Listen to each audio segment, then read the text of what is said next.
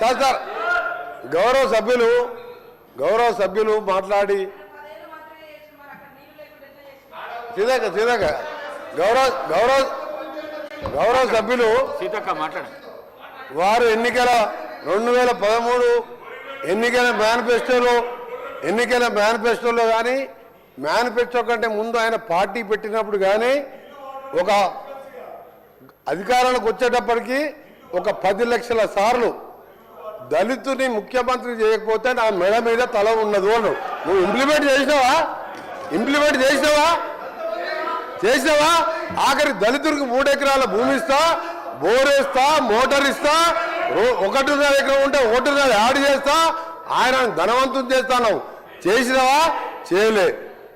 మూడవది, ఒక దళితుడు ప్రతిపక్ష నాయకుడు ఉంటే సంతలో పశువుల్లాగా ఎమ్మెల్యేలు కొనుక్కొని ప్రతిపక్ష హోదా లేకుండా చేసి దళిత వ్యతిరేకం నిరూపించుకున్నావు. ఇకపోతే తగ్గించా ఇంటికో ఉద్యోగం, డబుల్ బెడ్రూమ్, నీ బిడ్డలు తేడమనుకుంటారు. నీ చెప్పబట్టవా?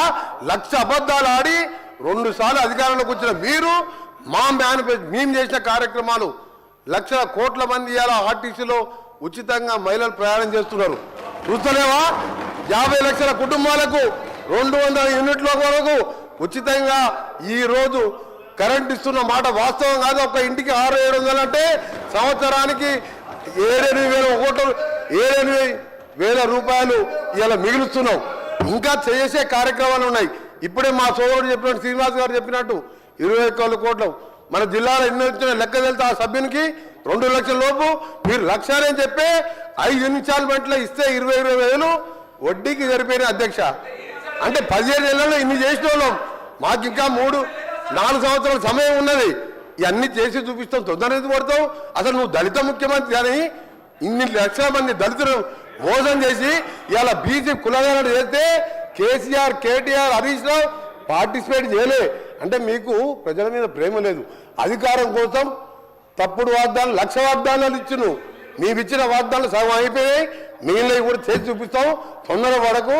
నువ్వు పోయి రైతుల దగ్గర కాదు, రైతుల కోసం ఎవరేం చేసిండ్రు, నారాయణ డ్యామ్ ఎవరు కట్టిండు, శ్రీరామ్ సాగర్ ఎవరు కట్టిండు, శ్రీశైలం ఎవరు కట్టిండు, ఎస్ఎల్బిసి ఎవరు కట్టిండు, కల్వకుర్తి ఎవరు కట్టిండు, నెట్టెంబాడి, ఇవన్నీ చెప్పాలని చాలా ఉన్నాయి.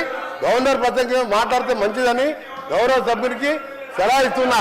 మీరు చెప్పాలంటే చాలా ఉన్నది. మీ జగదీశ్వర్ రెడ్డి గారు.